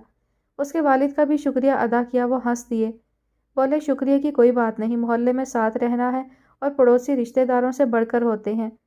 हम एक दूसरे के काम नहीं आएंगे तो क्या फरिश्ते आसमान से उतरेंगे? कहकर कहकहा लगाया। अब्बा भी मुस्कुराए। उनकी बात भी दुरुस्त थी। दादी के बेटों तक उनकी बीमारी की इतला पहुंची। कोई देखने नहीं आया, बस फ़ोन पर खैरियत मालूम कर ली। उधर हुमायूं के सुबह शाम दौरे शुरू हो गए। कभी दवाएं ला रहा है तो कभी डॉक्टर को लिए चला आ रहा है। फ़ायज़ा पर यूं हुक्म चलाता जैसे वो उसकी ज़ाती मुलाजमा हो। फ़ायज़ा उससे चिढ़ती थी क्योंकि घर वालों की दुआएं वही समेट रहा था। छिछोरा कहीं का। खुद वो और नोमी जो देखभाल कर रहे थे, उसकी कोई तारीफ ना करता कि भाई ये उनका फ़र्ज़ था। मुज़ना को सास की जानिब से फुप्पो होने का अभी तक इशारा नहीं मिला था। उनकी पेशानी पर बल ही रहते। बाबर तो खामोश और बेहद संजीदा रहता। हुमायूं ही अम्मा को रिश्ता याद दिलाता। दरअसल नानी अभी तक बिल्कुल ठीक थी। पोती को बाबर के सर थोपने के लिए ड्रामा कर गई, मगर क्या करती। घर में सारे बेटे मुज़ना के कदरदान और हमायती। बाबर के अब्बा को तो बेटी की कमी पूरी होती नजर आ रही थी। कभी उसके लिए फूलों के गजरे ला रहे हैं, कभी चांदी की पाजेब। कांच की रंग बिरंगी चूड़ियां देखकर अम्मा का गुस्सा और बढ़ जाता। लो इन बुढ़ऊ को देखो, सारे शौक पूरे करने के लिए ये कल्लो बेगम रह गई थी। ये सब्ज ऊदी नीली चूड़ियां गोरी कलाइयों के लिए होती हैं, ना कि। हुमायूं का बस चलता तो भाभी पर कुर्बान हो जाता। अम्मा हमारी बहन भी है, भाभी भी। कभी तो भतीजी समझकर गले लगा ले। बेटी नहीं तो बहू ही समझ लें, प्यार भरी एक नज़र डाल लिया करें।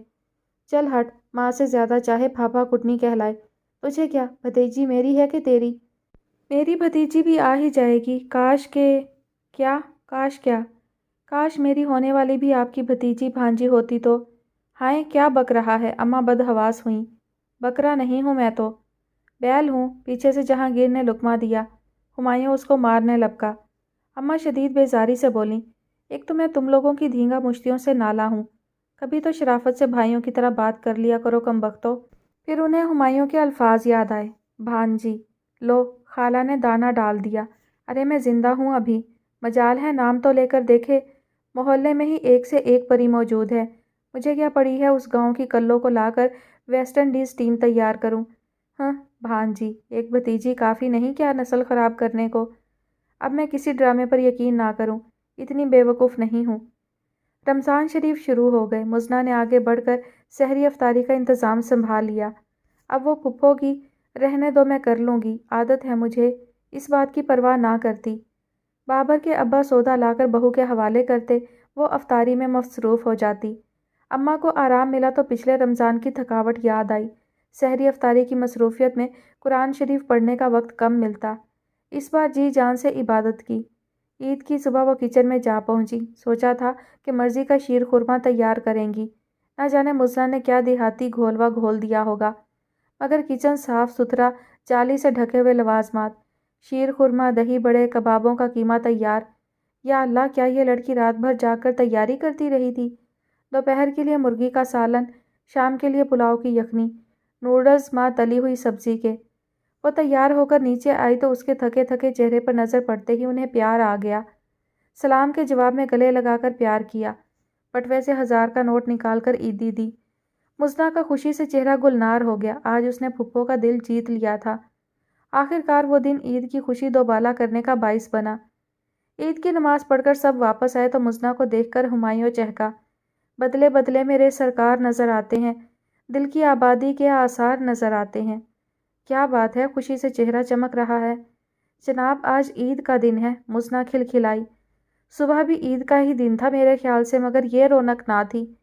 लगता है ज़बरदस्त किस्म की ईदी मिल गई है भाभी को, जहांगीर ने ख्याल जाहिर किया।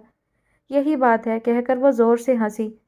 घुंघरुओं की झनकार से पूरा घर खिलखिलाने लगा। पहली बार खुशी से खनकती ये हंसी दरोबाम को सजा गई। अब्बा ने शुक्र का सांस लिया। चारों भाई सहन में भंगड़ा डालने लगे। ईद सही मानों में ईद मुसर्रत बन गई।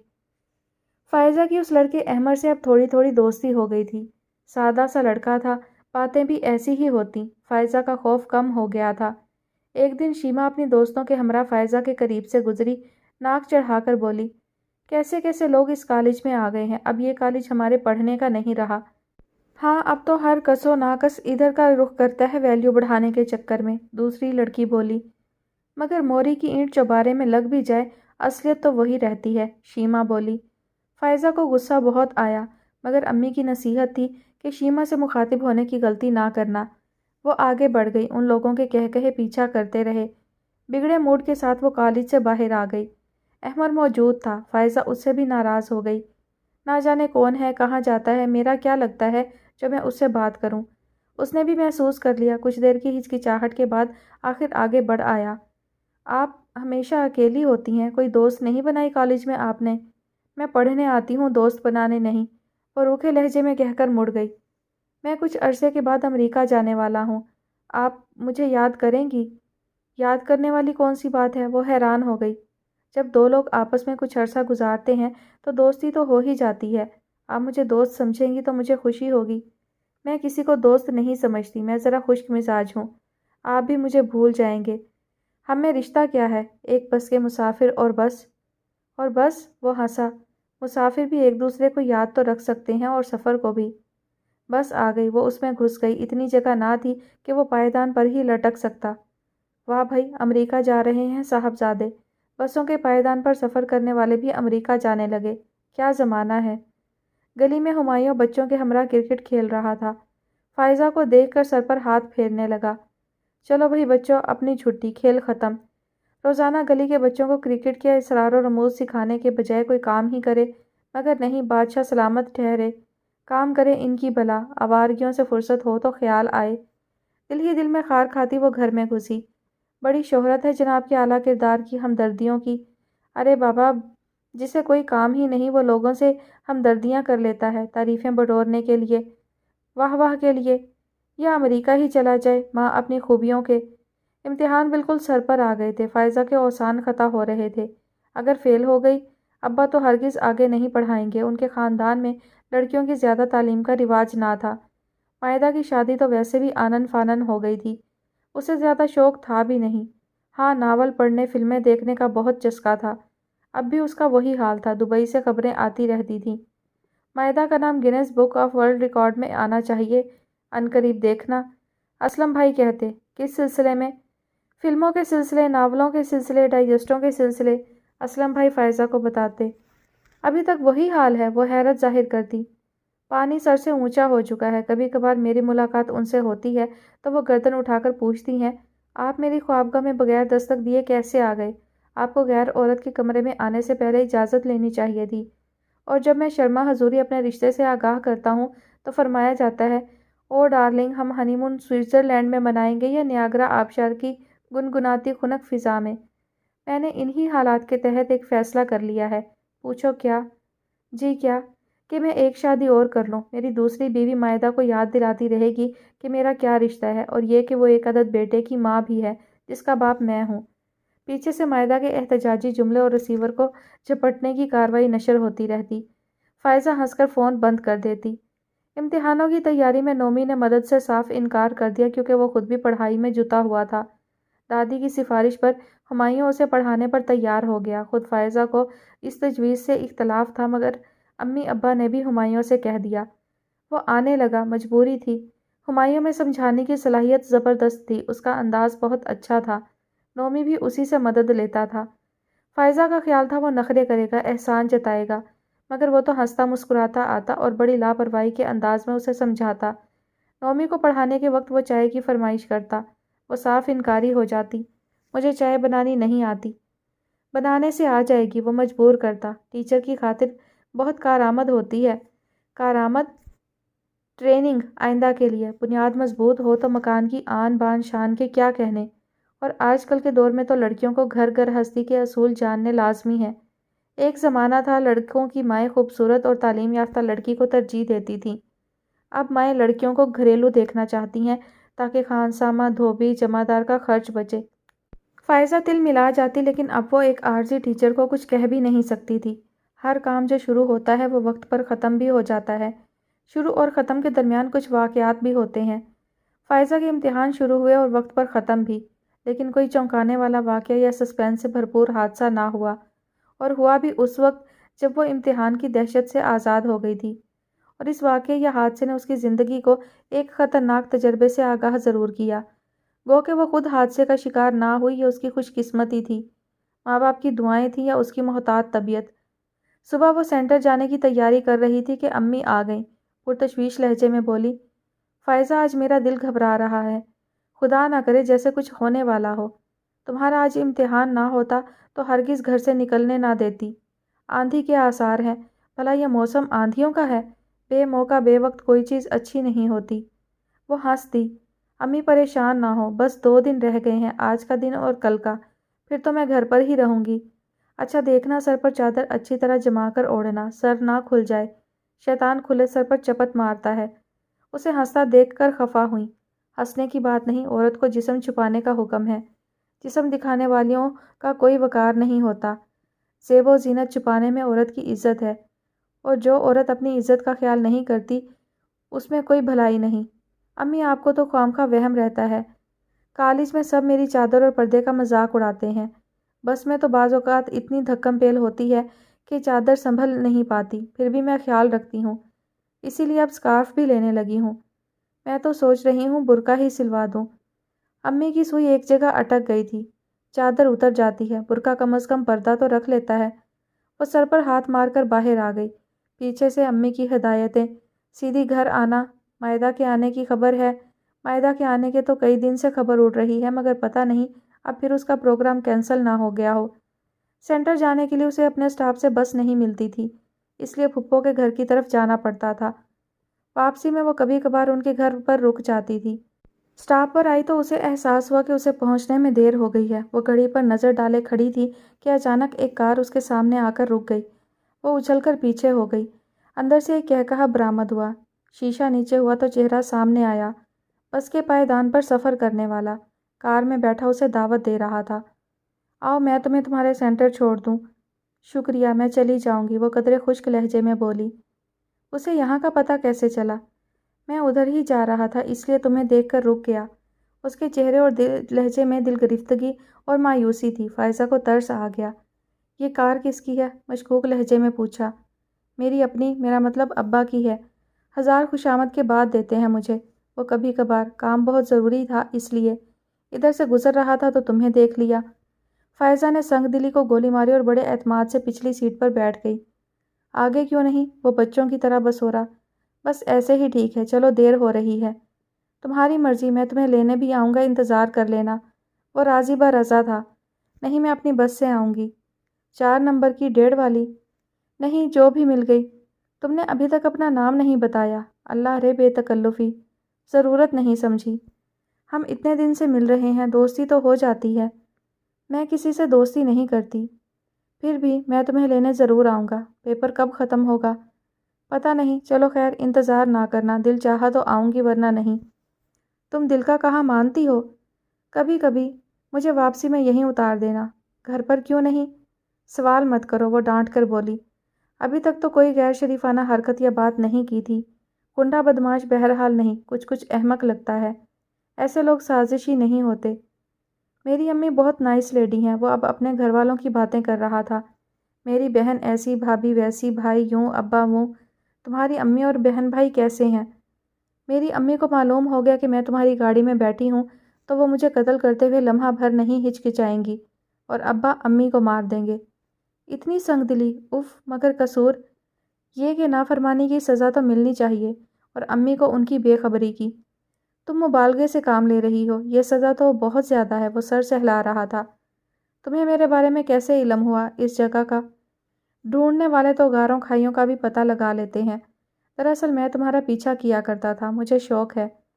برا شوق ہے، بس اب روک تو، سینٹر آ گیا تھا۔ وہ اترتے ہوئے بولی۔ میں تمہارا اعتبار نہیں کر سکتی، انتظار نہ کرنا۔ میں یہیں موجود رہوں گا، اس دیوار کے ساتھ، اور تمہیں میرے ساتھ چلنا ہوگا۔ وہ پورے اعتماد تھا۔ واہ کیا انداز ہے، زبردستی کی دھونس۔ وہ آ گئی تھی مگر دل دھک دھک کر رہا تھا، کسی نے دیکھ لیا ہوگا، کوئی پوچھے گا تو۔ میں جلدی کی وجہ سے۔ وہ اب دل کو تسلی دے رہی تھی۔ کیا ہو گیا، میں اتنی بزدل تو نہیں؟ پھر وہ امریکہ چلا جائے گا، شاید زندگی میں کبھی ملنا ہی نہ ہو۔ ڈرنے کی کیا بات ہے؟ پیپر آسان تھا، کمرے سے نکلنے والی وہ پہلی لڑکی تھی۔ کیا وہ انتظار کر رہا ہوگا؟ اگر میں نہ گئی، کہیں کوئی غلط حرکت نہ کر بیٹھے۔ اس پر اپنے خوف کا اظہار کرنا غلطی ہوگی۔ میرے بیٹھنے سے کتنا خوش ہو گیا تھا۔ گھر والوں کا تعارف شروع کر دیا، جیسے مجھے تو بڑی خواہش تھی ان سے ملنے کی۔ ممکن ہے اس وقت مجھے گھر لے جانا چاہیے۔ صاف انکار یا پھر دیکھوں کیا کہتا ہے۔ مین گیٹ کے بجائے چھوٹے گیٹ کی طرف چل دی۔ گیٹ پر تو بے شمار لوگ، انگنت گاڑیاں لڑکیوں کے انتظار میں موجود۔ پیچھے سے جانا بہتر ہے۔ پتلی گلی سے گزرتے ہوئے اس نے دیوار کے پار جھانکنے کی کوشش کی۔ ارے سامنے ہی دیوار کے ساتھ اس کی گاڑی کھڑی تھی، اور حیرت و خوف کا جھٹکا، وہ لڑکھڑا گئی جیسے زوردار زلزلے نے اسے زمین سے اچھال دیا ہو۔ گاڑی میں اگلی سیٹ پر شیما موجود تھی۔ شیما؟ دونوں کی اس کی طرف پشت تھی۔ وہ اتنے مطمئن تھے کہ انہیں کوئی ڈر تھا نہ خدشہ۔ ان کی باتیں وہ صاف طور پر سن سکتی تھی۔ سر نیچے کیے وہ کچھ اور آگے بڑھ گئی تاکہ صحیح طور پر ان کے مکالمے سن سکے اور معاملات جان سکے۔ دل زور زور سے دھڑ دھڑ کر رہا تھا۔ سمجھ گئے ہو نا، تم نے مارکا سر کر لیا ہے۔ اب میری خواہش کا دار و مدار تم پر ہے۔ کیمرہ ہے نا تیار؟ شیما کہہ رہی تھی۔ ہاں، ریل بھی ڈلوا لی ہے، اب تم جاؤ، کہیں وہ آ نہ جائے، احمر کہہ رہا تھا۔ نہیں آتی، بلکہ جب تک ہر لڑکی پیپر ختم نہ کر لے وہ نہیں آئے گی۔ آئی بھی تو سامنے سے ہی، میں دیکھتے ہی بھاگ جاؤں گی۔ ایسے زاویے سے تصویریں لینا کہ ماں باپ تڑپ اٹھیں، انہیں کہیں سر اٹھانے، سر چھپانے کی جگہ نہ ملے۔ شیما کے لہجے میں زہر تھا۔ اچھا سن لیا، تمہیں آخر کیا دشمنی ہے؟ میرے ماموں اس کی بڑی بہن پر عاشق تھے۔ امی نے رشتہ دیا تو جواب ملا لڑکے کا کردار درست نہیں۔ تو یہ بات غلط تو نہیں ہے، وہ ہیں تو بگڑے ہوئے۔ لڑکوں کا کیا بگڑتا ہے؟ دولت، پوزیشن کیا نہ تھا، مگر نخرے۔ اور مائدہ میں کیا خوبی تھی؟ بس خوش مزاج اور چنچل سی تھی۔ ماموں کو اس کی ہنسی نے لوٹ لیا، جب سے اب تک بھولے نہیں اپنی شکست۔ اب ان لوگوں کا پتہ چلے گا کہ کردار کس کا درست نہیں۔ بیٹی کی تصویریں دیکھ کر دفن کے لیے زمین تلاش کریں گے۔ مگر تمہارا اس میں کیا فائدہ ہے؟ بس مجھے ان سب سے نفرت ہے، ضد ہو گئی ہے مجھے۔ ماموں ہر وقت شراب میں مدہوش، امی کے آنسو، ان کی تسکین کے لیے میں نے یہ منصوبہ بنایا۔ تمہارا وہ دوست کہاں ہے جو تصویریں اتارے گا؟ نیچے اترتے اترتے اس نے بات پلٹ دی تھی۔ وہیں گھر پر، احمر کی آواز سست تھی۔ تم کو بڑی ہمدردی ہے، اسی لیے مجھے ڈر ہے کہ تم اس طرح پرفارم نہیں کر سکو گے جیسا میں چاہتی ہوں۔ اچھا یہ ہو سکتا ہے کہ تم اس ڈرامے کے بعد اس سے شادی کر لینا، یہی تمہارا انعام ہوگا۔ اب خوش؟ وہ شوق ہوئی۔ وہ لوگ شادی کرنے کے بجائے مجھے گولی مارنا پسند کریں گے۔ وہ سنجیدہ تھا۔ او ہو، ڈر رہے ہو، کچھ نہیں ہوتا، تم دیکھنا۔ یہ جرم ہے شیما، میں اس کے انجام سے ڈر رہا ہوں۔ ایک معصوم با کردار لڑکی پر بہتان اللہ کو پسند نہیں۔ سب جانتی ہوں، بس تم وہی کرو جو میں کہتی ہوں۔ دنیا میں اس سے بھی زیادہ جرائم ہو رہے ہیں، کون پوچھتا ہے، تم اس کے بعد توبہ کر لینا۔ اچھا بابا، اب تم جاؤ، میں سب کچھ اسی طرح کروں گا جو تم چاہتی ہو۔ اپنے ساتھ کچھ قابل اعتراض تصویریں بنوا کر نیگیٹو تمہارے حوالے، خوش؟ فائزہ کی آنکھوں میں ترمرے سے ناچ رہے تھے۔ وہ رونا چاہتی تھی مگر آنکھیں یکدم خشک تھیں۔ اعصاب جواب دے چکے تھے، جنبش بھی مشکل تھی، لیکن ذہن حرکت میں تھا۔ وقت کم ہے، وہ اسے شعور کی طرف کھینچ رہا تھا۔ آخر کار وہ اپنی جگہ سے ہٹی تھی، پھر جیسے اس کے قدموں میں بجلی بھر گئی۔ پیپر کے اختتام پر لڑکیاں ہجوم کی صورت گیٹ سے نکل رہی تھیں۔ اس گلی کے اختتام پر دوسری گلی، جو آخر کار اسے مین روڈ پر لے آئی تھی۔ اتفاق سے 4 نمبر والی بس آ ہی رہی تھی۔ جسم بے قابو، دل باہر نکلنے کو بے تاب۔ ایک ذہن درست فیصلے کر رہا تھا، کس بے اختیاری نے اسے اس انجان راستے سے صحیح راستے پر لا ڈالا تھا۔ بس میں بیٹھ کر اس نے کھل کر سانس لیا۔ کچھ اوزان بھی بحال ہوئے، مگر پیروں میں تھر تھراہٹ تھی۔ اپنے اسٹاپ پر اتر کر چند لمحے وہ یوں ہی کھڑی رہی۔ گلی میں ہمایوں کسی سے باتیں کر رہا تھا۔ باتیں ختم کر کے لپکتا ہوا اس کے پیچھے آیا۔ اتنی دیر؟ پیپر تو جلدی ختم ہو گیا تھا، تم کہاں رہ گئی تھی؟ خدائی فوجدار نہ ہو تو۔ تم سے مطلب؟ وہ چیخی۔ مطلب ہے نا، خالہ نے کہا تھا کہ ان کا دل گھبرا رہا ہے، تم جا کر لے آؤ فائزہ کو۔ میں گیٹ پر کھڑا رہا، تم ملی نہیں۔ میں پچھلی گلی سے آ گئی، ہماری والی بس ادھر سے گزرتی ہے اس لیے۔ وہ نرم پڑی۔ اس نے شکر ادا کیا کہ مگر آج وہ کس بات کا شکر ادا کرے؟ ماں کی دعاؤں کے حصار کا، باپ کے اعتماد کا سائبان۔ خوش قسمتی قدرت کہاں کہاں کیسے کیسے مددگار ہوتی ہے۔ نہ وہ کمرے امتحان سے جلدی نکلتی، نہ شیما کو دیکھتی، اور باتیں، وہ سازش، وہ خطرناک منصوبہ۔ میرے اللہ تیرا شکریہ۔ آج ماں باپ کے اعتماد کو دھچکا پہنچا کر من مانی کرتی تو کل کیا ہوتا؟ بدنامی، رسوائی، بے غیرتی کے چرچے، اور بے قصور ماں باپ پر موت کے سائے۔ کیسا قہر ٹوٹتا گھر پر، اور آ کر وہ کار میں بیٹھ جاتی تو ہمایوں اسے دیکھ لیتا۔ کیسے کیسے نگہبان ہے۔ گھر میں امی کے نرم گرم وجود سے لپٹ کر کیسا سکون ملا تھا۔ میں اس ماں کو دھوکہ دینے کا سوچ رہی تھی۔ نہ جانے وہ کیسی لڑکیاں ہوتی ہیں جو والدین کی شرمندگی کا باعث ہوتی ہیں۔ وہ تو محض ایک بار سوچ کر ہی مجرم بن گئی تھی۔ کیا ان لڑکیوں کو اپنے والدین کی عزت کا ذرا بھی خیال نہیں ہوتا؟ میری ماں کو تو میرے سر سے چادر سرکنے کی اتنی فکر ہوتی ہے، تو کیا باقی مائیں اپنی بیٹیوں سے اتنی بے خبر ہوتی ہیں یا ان کو دعاؤں کے سائے میں نہیں بھیجتی؟ پوری شام وہ اپنے تھکے ہوئے اعصاب کو تھپکتی رہی۔ ابھی کل کا دن باقی ہے، مگر وہ اپنے خدشے فکریں کسے بتائے؟ آخری پیپر، آخری دن، شیما ناکامی پر جھلا رہی ہوگی۔ صبح وہ اوزان بحال رکھنے کی کوشش میں ہلکان تھی۔ فائزہ، امی نے آ کر اس کا تنقیدی جائزہ لیا۔ سنو، ہمایوں کو کہیں جانا ہے، میں نے اسے کہہ دیا ہے، وہ تمہیں لے جائے گا۔ فائزہ کے سر سے جیسے بوجھ اتر گیا، وہ ماں سے لپٹ گئی۔ امی آپ کتنی اچھی ہیں۔ کیوں، کیا ہوا؟ امی مشکوک نظر ڈال کر بولیں۔ امی، میں ادھر پھپھو والے اسٹاپ سے جاتی ہوں نا، سچ چل چل کر پیر سن ہو جاتے ہیں، تھکن ہو جاتی ہے، اس لیے میرے لیے تو آج کا دن بڑا مبارک ہے۔ امی کو ہنسی آ گئی۔ ہمایوں کے ساتھ رکشے پر جانا، امی کو اس پر کس قدر بھروسہ ہے، کیا کمال ہے ہمایوں کا۔ باہر کی ہواؤں سے برگشتہ ہر نظر پر شک کرنے والی امی ہمایوں کے لیے دل فراخ رکھتی ہیں۔ ہمایوں کا ہی کمال تھا یا امی نے اس کے اندر کسی خاص خوبی کا ادراک کر لیا تھا؟ بہرحال وہ بے خوفی سے رکشے میں ہمایوں کے پاس بیٹھی تھی۔ کل کیا بہت خراب پیپر ہوا تھا؟ تمہاری شکل پر 12 بج رہے تھے، اصلی والے 12۔ وہ چونک گئی۔ کیا اس نے محسوس کر لیا تھا؟ میرا کوئی پیپر ابھی تک خراب نہیں ہوا، وہ قدرے بدمزاجی سے بولی۔ کیوں؟ ہماری وجہ سے؟ بھئی ٹیچر ہو تو ایسا۔ اپنے منہ میاں مٹھو۔ سینٹر پر اتارتے ہوئے اس نے کہا، واپسی میں آ جاؤں گا، انتظار کرنا۔ شکر ادا کرتی وہ گیٹ میں داخل ہو گئی۔ پیپر دے کر باہر نکلی تو احمر اسے دور سے نظر آ گیا۔ وہ اپنی گاڑی کے پاس کھڑا تھا۔ وہ لاپرواہی ظاہر کرتی آگے آئی۔ اس سے پہلے کہ وہ کار میں بیٹھ کر اس کی طرف آتا، راستہ بلاک ہو گیا۔ وہ رک گیا اور ہمایوں رکشہ لے کر آ گیا۔ وہ اس میں بیٹھی تو امی کو دیکھ کر حیران ہو گئی۔ میں مائدہ کا پتہ کرنے اس کی سسرال گئی تھی، مائدہ آئی نہیں، شاید اگلے مہینے آئے۔ پھر میں نے ہمایوں کو وہیں بلا لیا۔ امی کی موجودگی کس قدر اطمینان بخش تھی۔ عجیب سی طاقت کا احساس ہوا اور دل ہی دل میں وہ دعا کرنے لگی کہ کہیں احمر اس کے رکشہ کا پیچھا نہ کر رہا ہو۔ اور یہ شک درست نکلا۔ رکشہ سے وہ اتری تو گلی کے سرے پر کار موجود تھی۔ گھبراہٹ کے مارے وہ لڑکھڑا گئی۔ امی نے پکڑ لیا، نہیں تو گر جاتی۔ گھر آتے ہی وہ پلنگ پر گر گئی۔ آج تو گھر بھی دیکھ لیا، اف میرے خدا۔